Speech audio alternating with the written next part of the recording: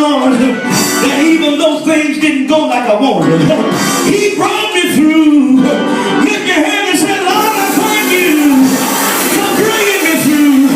Yeah, yeah, yes.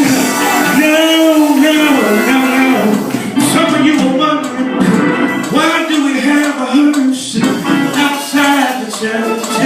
You've been wondering, why would Pastor put a hearse outside the church? I hear you over there, Vicky. Some of you wondering, why is it a hearse inside the church?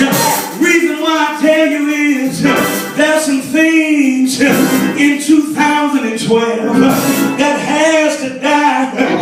And so we're going to give 2012 a proper burial. Can I get a witness in here? There are some things.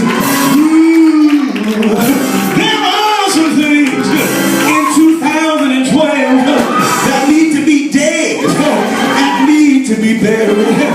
Yeah. So Chris, get the box. Go on and get the box, man.